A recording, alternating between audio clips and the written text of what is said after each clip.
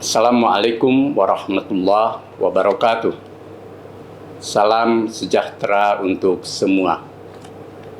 Yang kami hormati Rektor UGM, Profesor Dr. Panut Mulyono, Ketua Umum PP Kagama, Pak Ganjar Pranowo, Sivitas Akademika UGM, dan seluruh keluarga besar Kagama.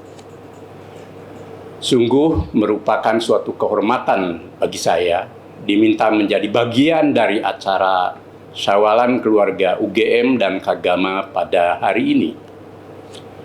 Sebagai warga bangsa, anggota Muhammadiyah, dan sekaligus keluarga Kagama, saya Haidar Nasir menyampaikan selamat Idul Fitri 1443 Hijriah.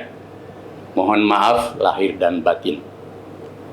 Semoga kita diberi kesehatan, perdamaian, anugerah oleh Allah yang Maha Pemberi berkah. Syawalan adalah tradisi luhur masyarakat Indonesia untuk bersilaturahmi, yakni menjalin tali persaudaraan dalam momentum Idul Fitri yang telah menjadi milik bersama. Jalinan kebersamaan ini merupakan oase sosial spiritual yang menjadikan kita keluarga besar Universitas Gadjah Mada dan Kagama yang berlatar belakang Bhinneka berjumpa sebagai saudara dalam suasana gembira tanpa sekat dan kendala.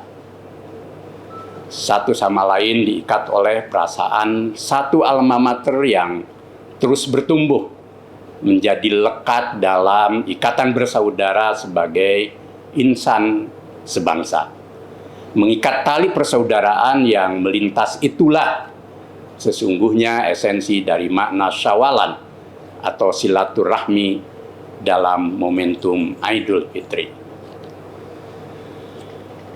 Pak Rektor dan hadirin yang kami muliakan, Idul Fitri bagi kaum muslim memang merupakan ritual ibadah. Namun merayakan Idul Fitri dengan aktivitas silaturahmi, halal bihalal, dan syawalan adalah tradisi sosial keagamaan yang bersifat inklusif milik bersama.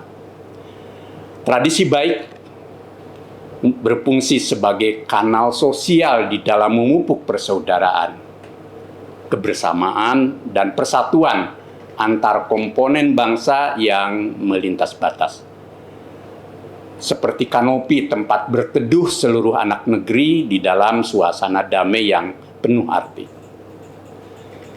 Relasi antar insan lintas batas itulah yang disebut ukhuwah insaniyah atau persaudaraan kemanusiaan semesta dalam Al-Quran.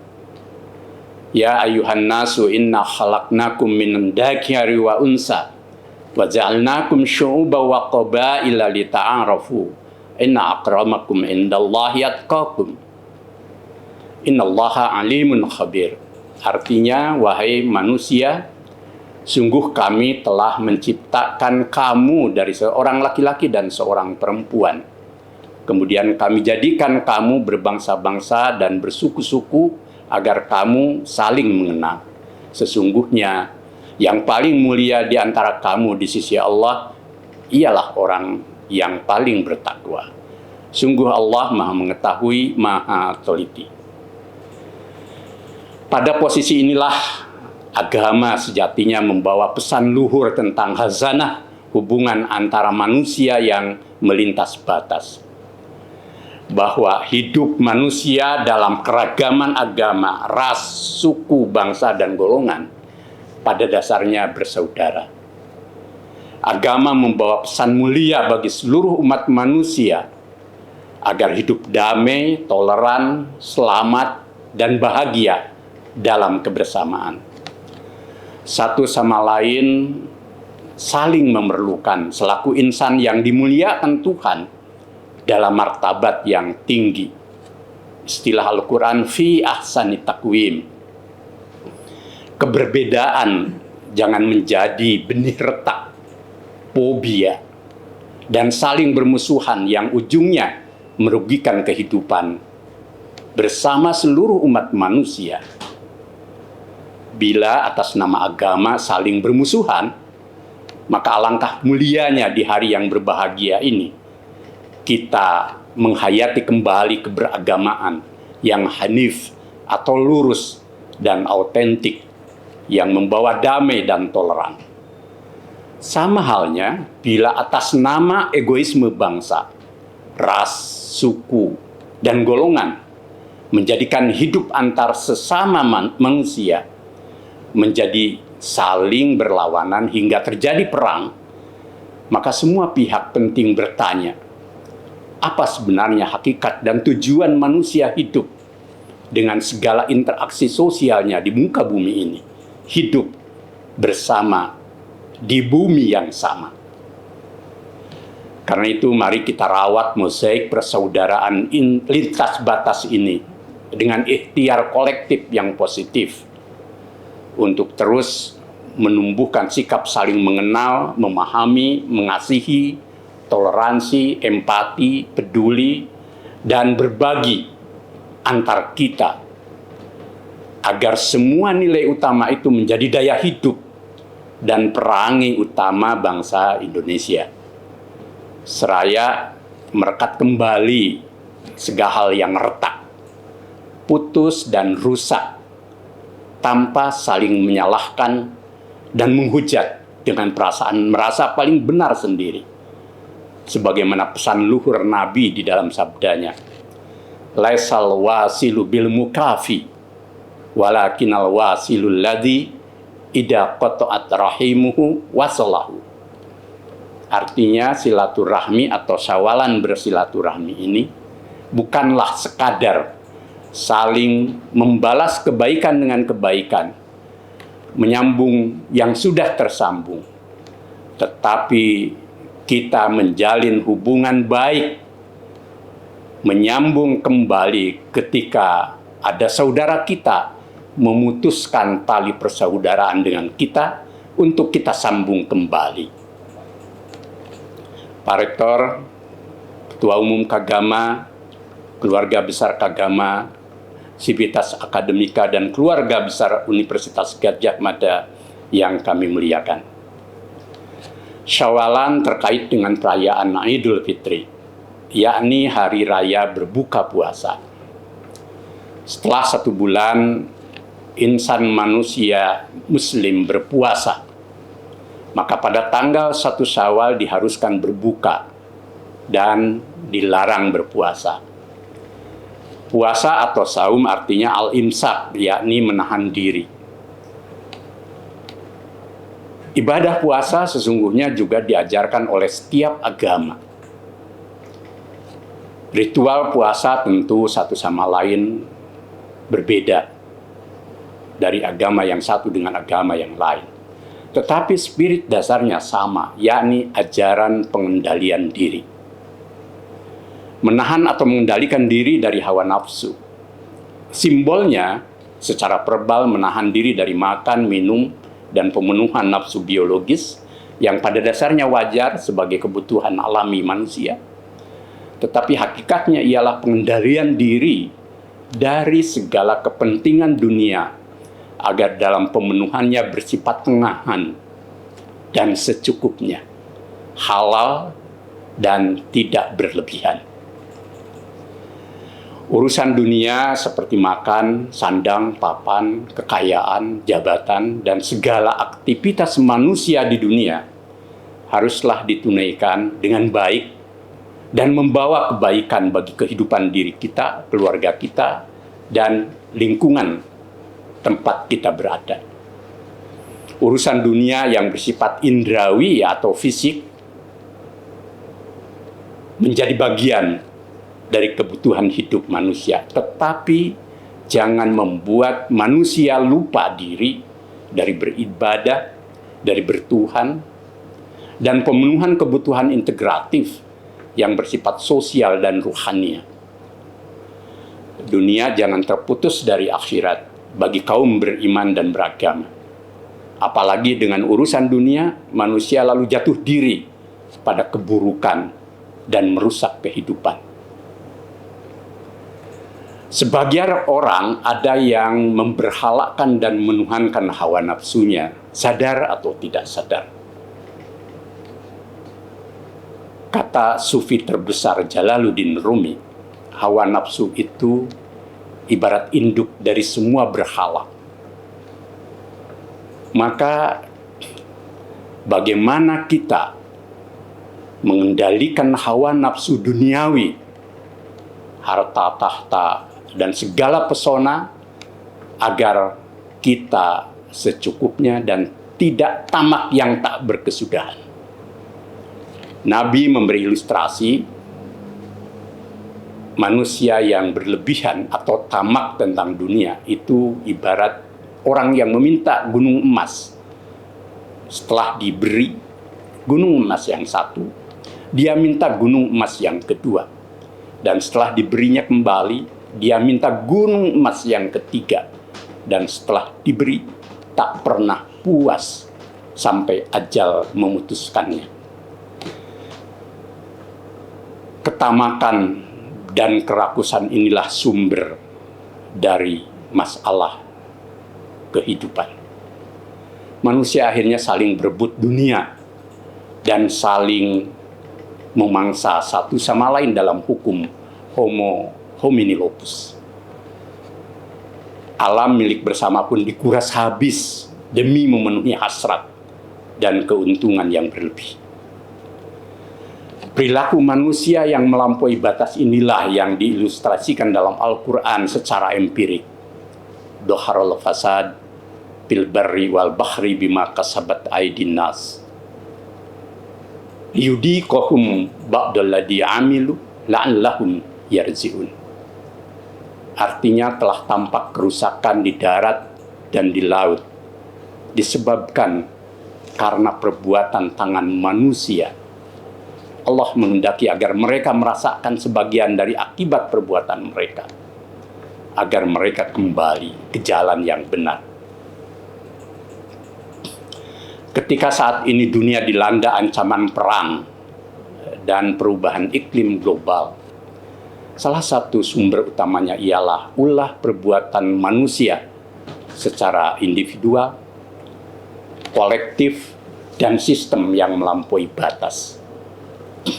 Perang Soviet dan Ukraina yang di luar dugaan kita, serta berbagai perang regional yang terjadi saat ini, sesungguhnya bermula dari ambisi nafsu hegemoni dan kegagalan manusia menyelesaikan masalah akibat ego berlebihan atas urusan dunia. Forum-forum perdamaian dunia sejatinya gagal menghadapi kemelut dunia modern yang tragis dan ironis seperti itu. Kita ingat nasihat Mahatma Gandhi yang masih relevan untuk dijadikan mozaik kearifan global saat ini. Bumi ini, kata Gandhi, cukup untuk 7 generasi, namun tidak akan pernah cukup untuk 7 orang serakah. David Wallace Wells tahun 2019 memperingatkan tentang fenomena the uninhabitable earth, yakni kisah tentang masa depan kehidupan manusia sejagat tatkala bumi tidak dapat lagi dihuni. Ancaman perubahan iklim lebih total dan lebih luas ketimbang tragedi bom nuklir. Berbagai bencana alam yang tidak lagi alami, badai, kelaparan, laut yang sekarat, udara yang tidak dapat dihirup, wabah akibat pemanasan, ambruknya ekonomi, konflik akibat iklim, semua terkait dengan perubahan iklim global. Wells mengatakan kehidupan di ambang kepunahan menyerupai kiamat, the day after. Manusia tidak dapat lagi memilih planet lain, karena inilah tempat satu-satunya di alam semesta sebagai home atau rumah tinggal.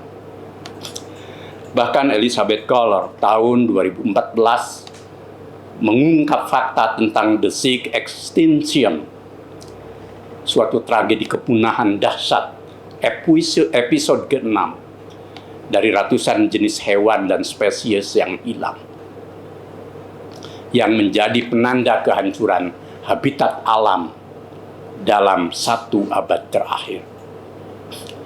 Semua bencana besar yang sangat mencemaskan masa depan kehidupan itu dapat dicegah dengan gerakan baru kemanusiaan untuk hidup secukupnya secara bermartabat. Gerakan baru membangun tanpa merusak, yang jangkar utamanya ialah kemampuan manusia meredam nafsu berlebih dan mencegah penularan virus kerakusan hidup. Meminjam istilah sejarawan Yuval Noah Harari, manusia saat ini telah bergeser orientasi hidupnya secara revolusioner dari Homo sapiens yang hidup harmoni dengan sesama dan lingkungan, berubah drastis menjadi Homo Deus, sebagai manusia super tingkat dewa yang hidup egois dan merasa paling dikdaya.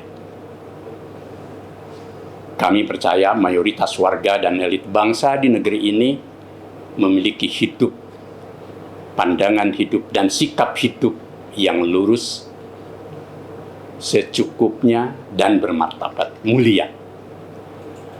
Hal yang diperlukan ialah mobilisasi potensi segala kebaikan itu agar menjadi energi kolektif untuk membangun Indonesia milik bersama yang berkeadaban dan berkemajuan.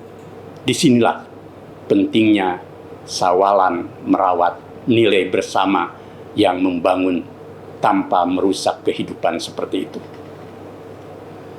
Pak Rektor, Ketua Umum Kagama, keluarga Kagama, dan Sivitas Akademika, serta seluruh keluarga besar Universitas Gadjah Mada yang saya hormati, Sawalan UGM hari ini dapat kita jadikan momentum memobilisasi kekuatan kampus sebagai pusat pencerdasan dan pencerahan akal budi bangsa menuju Indonesia maju yang berkeadaban serta negeri beradab yang berkemajuan. Melalui Sawalan ini, dengan kerendahan hati saya mengajak, alangkah penting dan strategisnya bila UGM bersama kampus-kampus lain di Indonesia meneguhkan posisi dan peran sebagai suluh moral dan kemajuan dalam mencerdaskan kehidupan bangsa yang berkeadaban utama. Di atas nilai dasar Pancasila, agama, dan kebudayaan nasional yang menjadi basis kepribadian Indonesia. Indonesia dengan keragaman agama, suku, ras, golongan, dan kekayaan alam milik bersama, niscaya kita rawat dengan seksama agar tetap bersatu dalam kebinekaan dan bineka dalam persatuan. Pembelahan politik yang mengibarkan perseteruan ideologis yang tak berkesudahan hanya akan membawa bangsa ini jatuh ke jurang disrupsi kebangsaan yang rawan bagi masa depan Indonesia. Indonesia akan kuat dan maju manakala bangsanya bersatu. Sebaliknya, jika berpecah belah dan salah kaprah, maka akan menjadi negeri bermasalah sebagaimana pepatah. Bersatu kita teguh, berpecah kita runtuh. Tentu kita tidak berharap dan menginginkan Indonesia runtuh, karena kita berpecah belah. Energi kolektif negeri ini sejatinya masih kokoh untuk dijadikan kekuatan bersatu dalam jiwa gotong royong, termasuk spirit Sawalan kita hari ini. Namun persatuan Indonesia dan semangat kebersamaan itu sering dirusak oleh para aktor petualang politik dan buzzer yang niretika dan pertanggungjawaban moral.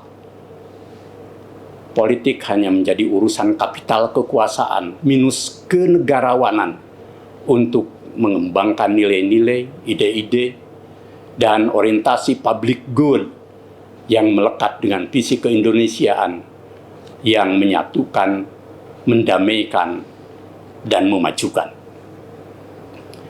Indonesia sejatinya memiliki potensi SDM anak-anak negeri yang cerdas dan menguasai iptek dengan lingkup pergaulan yang luas, tersebar di seantero negeri dan di mancanegara, termasuk dari keluarga Universitas Gadjah Mada. Merekalah pewaris Indonesia ke depan di tengah persaingan global yang syarat tantangan. Tunas-tunas bangsa ini memerlukan pusat orientasi keteladanan, serta jangan dirusak mentalnya dengan korupsi dan segala bentuk oportunisme. Bersamaan dengan itu, sumber daya alam yang kaya raya penting diolah dengan seksama dan jangan dieksploitasi secara tamak demi kelangsungan generasi dan masa depan Indonesia. Indonesia di tengah persaingan dunia dan revolusi iptek yang berlangsung cepat dan luas, meniscayakan peran para elit negarawan berakhlak utama, disertai khazanah ilmu dan hikmah kebijaksanaan yang tinggi. Para elit yang cinta rakyat dan tanah air, sepenuh hati, mari bagaimana menjadikan Indonesia bersatu, berdaulat, adil, dan makmur. Sebagaimana cita-cita para pendiri negara. Jadikan nilai dan cita luhur itu bagian menjadi jiwa, orientasi, alam pikiran, dan tindakan kita seluruh elit bangsa. Rakyat Indonesia juga diharapkan makin tumbuh sebagai bangsa yang berkarakter mulia, yang cerdas, berilmu, dan melek teknologi, serta berkepribadian luhur, agar mampu bersaing dengan bangsa tetangga. Perlu dikembangkan gerakan cinta ilmu di masyarakat luas dan keadaban publik, agar menjadi bangsa bermartabat berkemajuan. Disinilah pentingnya kampus, termasuk UGM, sebagai kekuatan strategis dalam peran aktif merancang bangun Indonesia yang berdiri tegak di atas nilai-nilai dasarnya, terarah tujuannya, dan dikelola dengan benar untuk menjadi negara berdaulat dan berkemajuan. Peran moral dan intelektual kampus sangat dinantikan saat ini, agar tidak menjadi menara gading yang membisu terhadap keadaan yang mengancam masa depan Indonesia dan ranah dunia. Khusus dalam menghadapi pandemi COVID-19 yang mulai landai, semua pihak dengan kerendahan hati saya mengajak agar tetap seksama, supaya kita dapat mengakhiri musibah dahsyat ini dengan baik. Kita ambil hikmah dan musibah global ini, agar tidak jatuh diri, atau sebaliknya, menjadi angkuh diri. Di balik semua peristiwa besar, ada ruang untuk belajar hidup arif dan rendah hati. Di balik kuasa manusia, ada kuasa Tuhan yang maha segalanya. Meminjam Albert Camus, seorang filosof, ada ranah absurditas di balik musibah besar yang memerlukan reorientasi metafisika kehidupan dengan menebar sikap welas asih terhadap sesama dan alam semesta. Sebagaimana juga sabda Nabi, Barang siapa mengasihi yang ada di bumi, Zat yang maha kuasa yang ada di langit akan mencurahkan kasih-Nya. Semoga Indonesia menjadi negara yang dikasihi Tuhan karena warganya saling mengasihi dan mencintai tanah airnya sepenuh hati. Izinkan di akhir sambutan Syawalan ini saya menyampaikan pesan dalam pantun Wanagama berhutan jati, Sri Kandinya Prof. Umi Haniin. Syawalan kagama sungguh berarti saling maafkan lahir dan batin. Taqabbalallahu minna wa minkum. Wassalamualaikum warahmatullahi wabarakatuh.